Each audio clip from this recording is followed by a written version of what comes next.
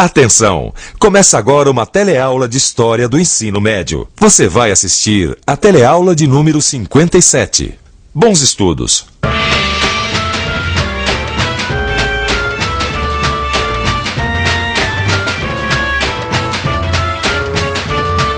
Você vai ficar sabendo como e onde começou a Segunda Guerra. Uma guerra que reuniu de um lado Alemanha, Itália e Japão, e do outro os países aliados, entre eles a Inglaterra, os Estados Unidos e a União Soviética.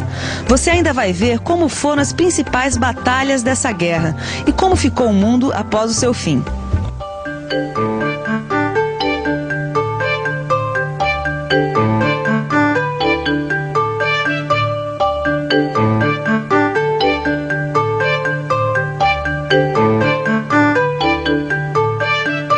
Desde 1936, a Alemanha nazista vinha conquistando territórios na Europa. Mas por que as grandes potências capitalistas não faziam nada para deter o avanço dos alemães? Por que é que elas assistiam passivas às investidas imperialistas da Alemanha nazista? A resposta é simples. As grandes potências capitalistas achavam que uma Alemanha forte poderia bloquear o avanço da Revolução Comunista. E o líder alemão, Adolf Hitler, se aproveitou dessa situação e do clima anticomunista. No dia 1º de setembro de 1939, as tropas alemãs invadem a Polônia. Aí também já era demais. A França e a Inglaterra declaram guerra à Alemanha. E começa aí a Segunda Guerra Mundial. Em pouco tempo, a Polônia é derrotada e parte de seus territórios é anexada pelos nazistas. Daí para frente, a Alemanha avança sobre a Europa. Primeiro foi o norte. Hitler invade a Dinamarca e a Noruega. Depois vem a ofensiva na frente ocidental, quando os alemães violam a neutralidade da Holanda, Bélgica e Luxemburgo. E logo em seguida vem a França, onde Hitler ocupa todo o norte do país e a costa atlântica.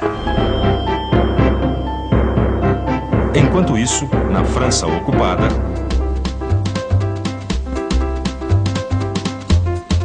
Eu não te falei que esse Marechal Pétain ia deixar a gente na mão? Que vergonha para a França. Mas ele não teve outra escolha. O exército alemão é muito mais forte do que o nosso. Bom, perder uma batalha não é vergonha nenhuma. Vergonha é perder e colaborar com o inimigo, que é o que esse Pétain está fazendo. Que absurdo. Instalar um governo no sul da França e investir um governo para colaborar com os nazistas. Mas a gente ainda tem o general Charles de Gaulle. Esse sim, um verdadeiro francês. Ele vai comandar a resistência francesa contra o exército alemão. Você vai ver. Mas de Londres, o que adianta? Mas Londres, meu marido, é o calcanhar de Aquiles de Hitler. Ele bem que tentou invadi-la, mas não conseguiu. Entre os meses de julho e setembro de 1940, Londres foi duramente bombardeada pela Alemanha. Apesar das baixas, os ingleses vencem. Hitler desiste de invadir as Ilhas Britânicas. Foi a primeira derrota dos nazistas. Enquanto a Força Aérea bombardeava Londres, o exército nazista se uniu às forças italianas para invadir a Grécia em 1940. Mas a Grécia não foi o único país ocupado na região dos Balcãs. Iugoslávia, Bulgária e Romênia também foram invadidos. Até esse momento, o conflito se concentrava no continente europeu, mas em meados de 1941 se transforma numa verdadeira guerra mundial. Cairo, Egito. Rita querida, o norte da África é realmente impressionante. O Egito com suas pirâmides deixa a gente de queixo caído. Os italianos parecem ter pensado o mesmo durante a Segunda Guerra, porque o Egito foi um dos primeiros países fora da Europa que as tropas fascistas de Mussolini quiseram invadir. Só que por aqui não tiveram vez e perderam a batalha para os ingleses. Além do Egito, as forças fascistas italianas tentaram ocupar a Líbia, a Somália e a Abissínia. Só não foram totalmente derrotadas porque os alemães enviaram reforços e conseguiram garantir um certo equilíbrio de forças na região. Mas, na verdade, naquele momento, os alemães estavam interessados mesmo no vasto território soviético, rico em petróleo, cereais e outras matérias-primas. Hitler havia feito um acordo de não agressão com Stalin, o líder soviético. Mas depois de ter fracassado na Inglaterra, Hitler teve que desprezar esse acordo para garantir a hegemonia alemã no continente europeu. Junho de 1941. As fronteiras da União Soviética são invadidas por uma multidão de 3 milhões de soldados alemães. Os alemães subestimam a capacidade de defesa dos soviéticos, que resistem heroicamente e transformam a União Soviética no palco das maiores batalhas terrestres da Segunda Guerra. Pois bem, até agora a gente tem a seguinte situação. Os italianos lutam no norte da África e os alemães avançam pelo território soviético. Mas e o Japão? Você deve estar se perguntando. Bom, o Japão estava em campanha militar para conquistar a Ásia. E apesar de contar com o apoio dos alemães, os japoneses ainda não haviam entrado na guerra. Mas um dia, isso mudou.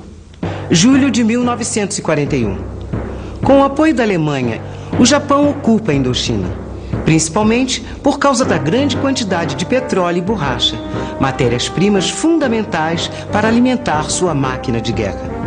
Os Estados Unidos, outro país que até então se mantém isolado, protestam e começam a pressionar o Japão para retirar suas tropas da China e da Indochina. Como o governo japonês se recusa a deixar suas conquistas, os Estados Unidos proíbem a venda de matéria-prima para o Japão. Era o que faltava para o Japão entrar na guerra. A aviação japonesa ataca a frota americana ancorada em Pearl Harbor, no Havaí. Depois desse ataque, os americanos não têm outra saída e entram na guerra. Com a entrada dos Estados Unidos no conflito, a gente tem agora nos campos de batalha os principais envolvidos na Segunda Guerra. De um lado, os países do eixo, a Alemanha, a Itália e o Japão, e do outro lado, uma união que ganha o nome de Grande Aliança e que tem como líderes os Estados Unidos, a Inglaterra e a União Soviética. Então, Gil, foi Churchill pela Inglaterra, Roosevelt pelos Estados Unidos e Stalin pela União Soviética. Olha, sabe que essa foto até hoje me surpreende, Vicente? É, e se pensar que a Alemanha só chegou onde chegou porque países como a Inglaterra acreditaram que era ela, a Alemanha, que ia barrar o avanço da União Soviética. Pra você ver como o mundo dá voltas. Foram os próprios comunistas que se aliaram aos capitalistas. Mais ou menos um ano depois de ter se concretizado, a Grande Aliança começa a dar resultados. E os aliados começam a vencer uma série de batalhas. No Pacífico, as tropas americanas detêm o avanço japonês. Na África, os ingleses derrotam o poderoso general alemão Rommel em El Alamein. Logo depois, uma expedição anglo-americana desembarca na Argélia e no Marrocos, obtendo o apoio das colônias francesas. Em maio de 43, 250 mil soldados alemães se rendem na Tunísia, encerrando a guerra na África. Já os soviéticos, em fevereiro de 43, depois de uma gigantesca batalha em Stalingrado, impõem uma derrota total aos alemães, que começam a ser expulsos da União Soviética. No Pacífico, os americanos vão cada vez mais ganhando espaço dos japoneses. Mas ainda estava faltando uma ofensiva no sul da Europa, mais precisamente na Itália fascista de Mussolini. O que acaba acontecendo em julho de 43, quando tropas anglo-americanas iniciam a conquista da Sicília. As tropas anglo-americanas que invadiram a Itália em 1943 eram formadas por tropas inglesas de vários países americanos, inclusive o Brasil, que enviou para a guerra a Força Expedicionária Brasileira. A luta na Itália se prolongou por mais 2 anos, até abril de 1945, quando Mussolini foi preso e executado por guerrilheiros italianos que lutavam contra o fascismo. Mas e no resto da Europa, como ia a guerra? 1944. O Exército Vermelho expulsa definitivamente os alemães da União Soviética e avança pela Europa, libertando os países bálticos, a Polônia, a Romênia, a Bulgária e a Iugoslávia. Enquanto os soviéticos avançam, os ingleses e americanos iniciam uma ofensiva na frente ocidental. 6 de junho de 1944. Os aliados iniciam a maior ação militar da Segunda Guerra Mundial. Os exércitos cruzam o Canal da Mancha e invadem as praias da região da Normandia, na França. O evento entrou para a história como o Dia D. Agosto de 1944. Os exércitos aliados e forças da resistência francesa libertam Paris. 30 de abril de 1945. As tropas aliadas alcançam Berlim, que já havia sido tomada pelos soviéticos. Hitler se suicida e a Alemanha se rende. Mas ainda faltava o Japão.